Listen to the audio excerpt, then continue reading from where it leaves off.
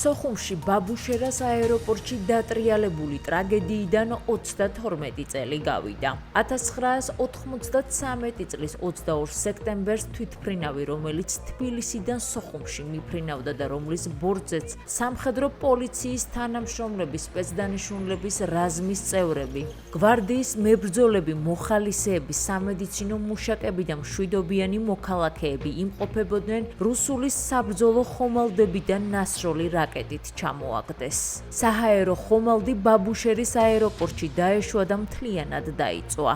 თვითმფრინავში მყოფი 132 ადამიანიდან 108 დაიღუპა, 24 მგზავრი კი აფეთქება სასწაულებრივად გადაურჩა. ცხედრები აეროპორტიდან ახლოს დაკრძალეს. სამარხი წლების შემდეგ გაიხსნა და დაღუპულების გადმოსვენება ეტაპობრივად განხორციელდა. ამ დღესთან დაკავშირებით დიღმის ძმათა სასაფლაოზე აფხაზეთის ავტონომიური რესპუბლიკის მთავრობის თავმჯდომარემ გიორგი ჯინჭარაძემ, საქართველოს ვეტერანების საქმეთა სახელმწიფო სამსახურის დირექტორმა კობა კობალაძემ და დაღუპულთა ოჯახის წევრებმა ბაბუშერას ტრაგედიის მსხვერპლთა მემორიალი მოინახულეს და მათი საფლავები გვირგვინებით შეამკეს.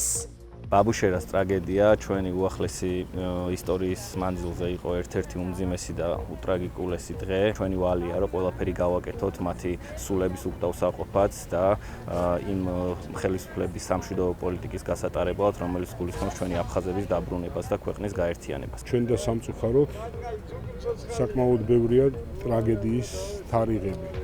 მაგრამ ამავე დროს სხვა მხრიდან რომ შევხედოთ, ეს არის დასტური იმის, რომ ამ ქვეყანაში მრავლად არიან ღირსეული ადამიანები, ვინც თავისი ცოცხლებს ქვეყნის სიძლიერეს სწირავს. კიდევ ერთხელ მინდა მიუსამძიმრო ყველას და ერთი რამე ვთქვა, რომ ეს ქვეყანა უდაოდ იქნება ძლიერი და თავისუფალი. დღევანდელი დღე არის ჩვენთვის ძალიან მძიმე, არა მარტო ჩვენი ოჯახისთვის, მთელი საქართველოსთვის, რადგან დღევანდელ დღეს 22 სექტემბერს 1993 წელს დაიღუპა ჩემი ძმაც მათ შორის და მთელი ეს ბიჭები, ვინც კი აქ ძმათა სასაფლაოზე არის.